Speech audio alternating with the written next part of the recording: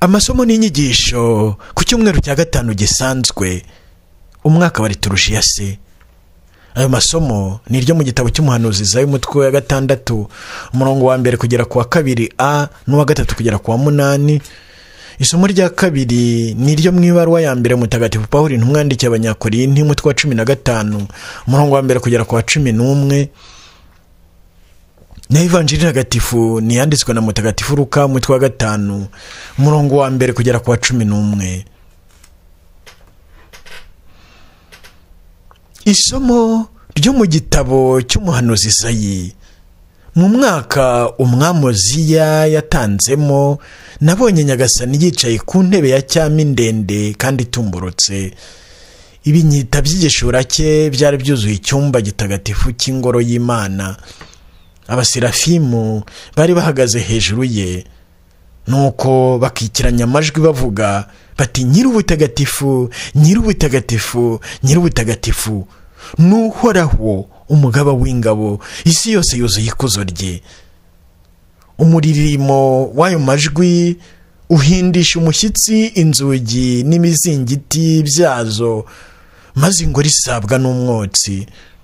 Nuko ndavuga nti ndagowe, binshikiyeho kuko ndi umuntu w'iminwa yandavuye, ngatura mu muryango w'iminwa yahumanye, none amaso yanjye akaba abonye umwami Uhoraho umugaba w'ingabo. Ariko umwe mu baserafimu aguruka nsanga afakishe mu kiganza cye ikara ryaka, yarakuye ku rutambiro ariteruje igifashi, arinkoza ku munwa, maze arambwira atubwira ikara rigukoze ku munwa, ubuhemu bwawe burahanaguwe, icyaha cyawe kirakijijwe. Nuko numva ijwi rya Nyagasani rigira riti: mbese ndatuma nde? Ninde twakohereza? Niko kumusubiza nti: ndi hano ntuma. Iryo ni ijambo ry'Imana.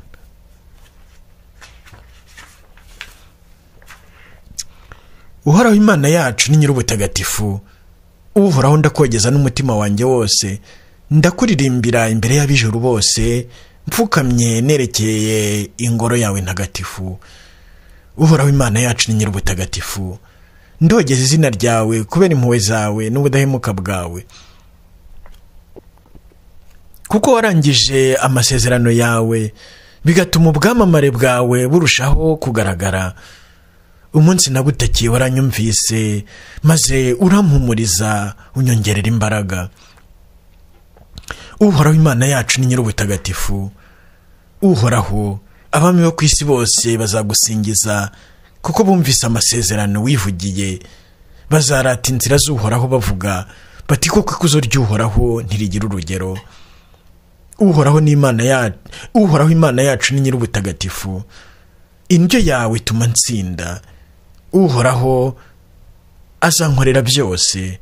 Uhoraho, impuhwe zawe zihoraho ubuziraherezo. Ntuzatererane uwo waremesheje ibiganza byawe. Uhoraho Imana yacu ni Nyir'ubutagatifu. Isomo ryo mu ibaruwa ya mbere mutagatifu Pawulo intumwa yandikiye abanyakorinti.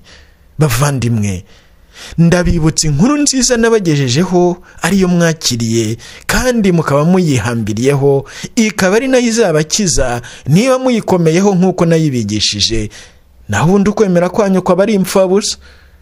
Kuko rero icya mbere cyo nabagejejeho nicyo nanjye nashyikirijwe: ko Kristo yapfuye azize ibyaha byacu nk'uko byari byaranditswe, ko yahambwe, ko yazutse ku munsi wa 3 nk'uko byari byaranditswe, ko yabonekeye Kefasi, hanyuma akabonwa na ba 12, hanyuma yongera kubonwa n'abavandimwe 500 icyarimwe. Abenshi muri bo baracyariho, abandi barapfuye. Hanyuma yabonekeye Yakobo, nyuma abonekera intumwa zose icyarimwe. Ubwo imperuka nanjye arambonekera, njye umeze nk'uwavutse imburagihe.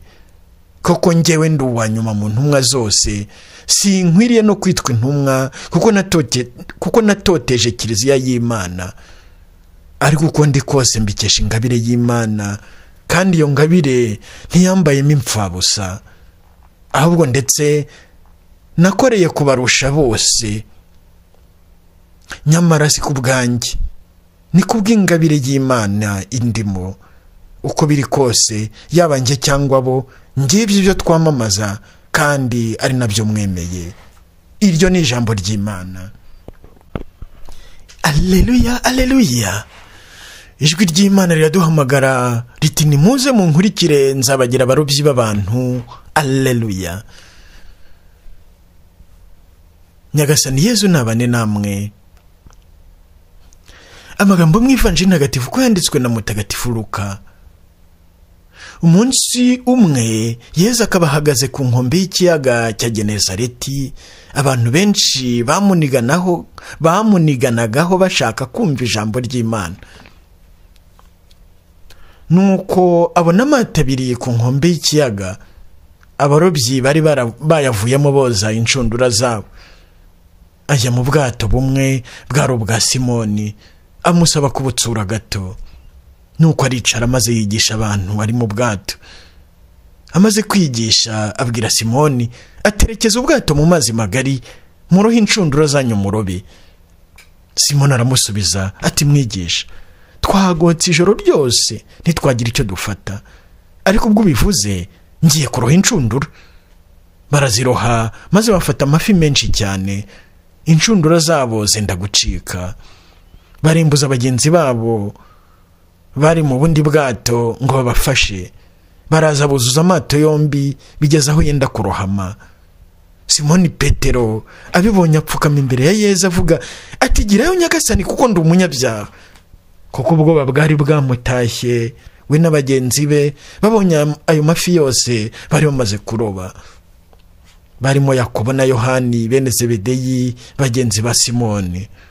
Nuko Yezu abwira Simoni ati witinya, kuva ubu uzajya uroba abantu. Nuko bagarura amato yabo ku nkombe, basigaho byose baramukurikira. Iyo ni Ivanjili ntagatifu. Yezu Kristo akuzwe.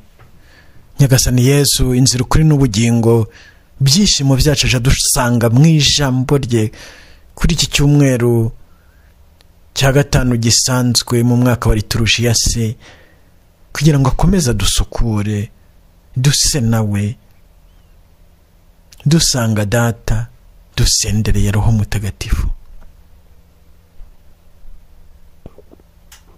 Nyagasani Yezu rero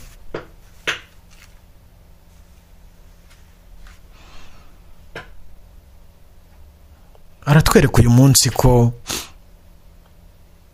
abahisemo ari we ubwe ubikora, kandi akaba ari we ubaha ubutumwa.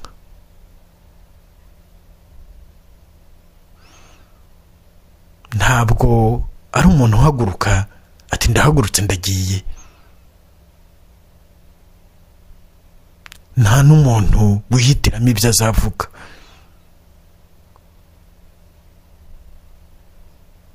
Ubutumwa ubwabwo butangwa urabuhabwa, n'ubutumwa nk'igikorwa ukabuhabwa.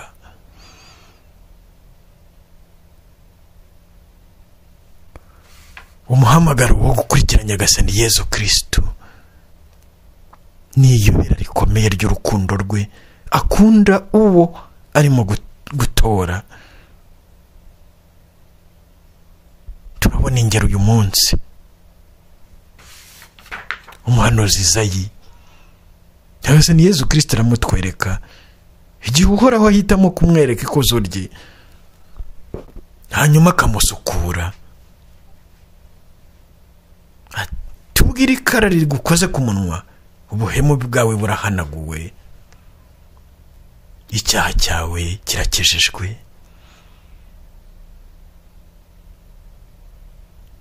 Na Petero mu bwoba yari afite, igihe Yezu yari amaze kubereka ububasha bwe kuroba amafi menshi, kubarobera amafi menshi kubw'igitangaza, ati giraho Nyagasani, kuko ndi umunyabyaha.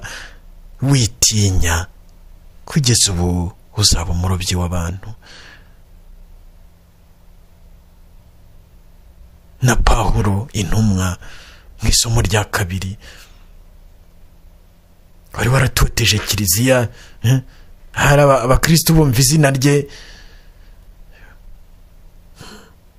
bakagira ikibazo, bakamwikanga kubera ububi bwari bumwuzuye muri icyo gihe, arwanya ba Yezu Kristo. Nyamara yaratowe ata ubwo butemu, atangira gutangaza Kristo wamwitangiye.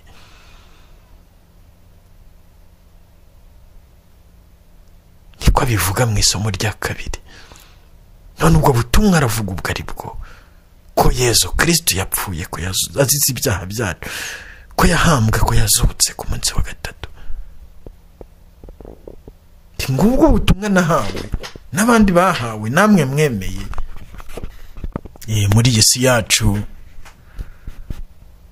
hari abantu ubu ngubu bahagaze bigisha abandi, ndetse bamwe biyita intumwa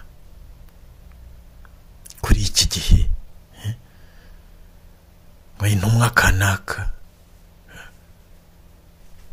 Ntawe duciriye urubanza, kubera ko igihe cyabyo kizagera n'umucamanza nyawe akaruca. Umuntu asubije amaso inyuma akisuzuma, ubwo butumwa wabuhawe nande, ryari, nubuhe? Ese warasukuwe nkuko umuhanuzi Izayi bamushyira ikara ku munwa?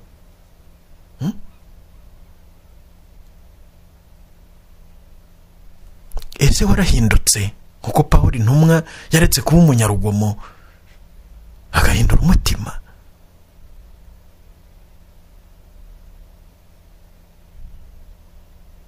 Nyagasani Yezu Kristo rero abatoye, arabatagatifuza, akanabatuma.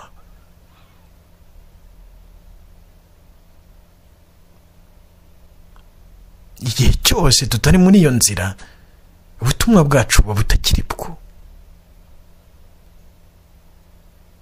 kuko ntabwo twoherezwa kujya kuvuga ibi twebwe dukora, cyangwa kuvuga ibyatunaniye gutunganya,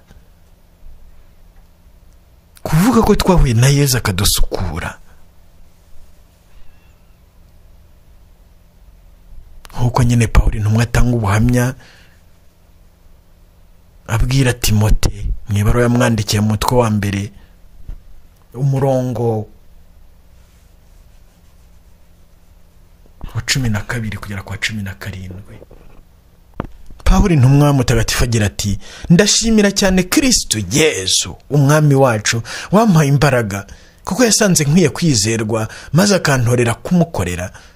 Njyewe wahoze ndi umuntu utuka Imana, ngatoteza abayo, nkaba umunyarugomo, ariko nagiriwe imbabazi, kuko ibyo nakoraga nabiterwaga n'ubujiji, ntaragira ukwemera. None ingabire y'umwami wacu yambayemo igisagirane, nsenderezwa ukwemera n'urukundo ruri muri Kristo Yezu. Dore ijambo rigomba kwizerwa kandi rikwiye kwakiranwa ubwuzu na bose.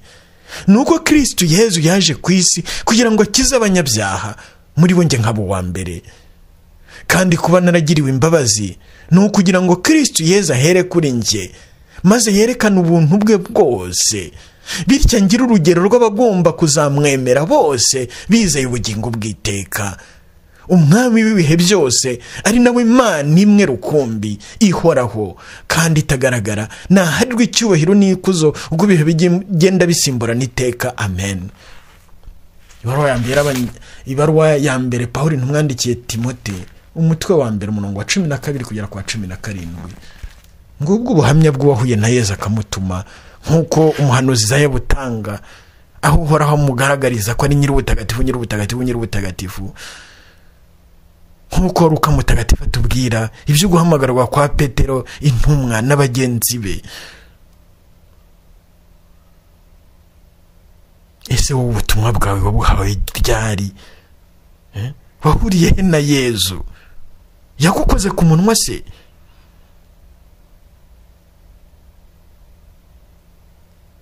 Ntabwo Yezu atwohereza ko kwigisha abandi ubucumuzi, atwohereza kubinjiza mu bucungurwe, kugira ngo batazacibwa. mbaraga rero ni iza Roho wa Yezu, ni iza Roho wa Data, zikorera mu bo yitoreye akazibambika.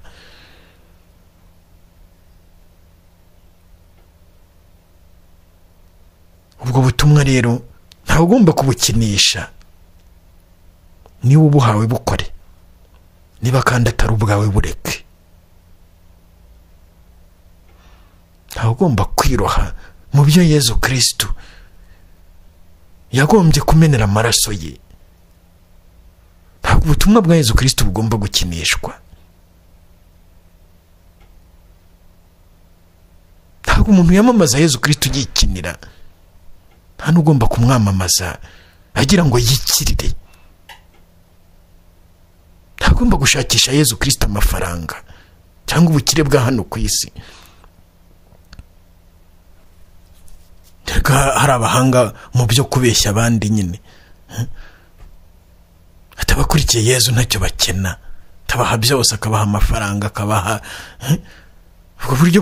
Iyo myumvire nyine niyo batazi Yezu wari we wapfiriye ku musaraba yambaye ubusa.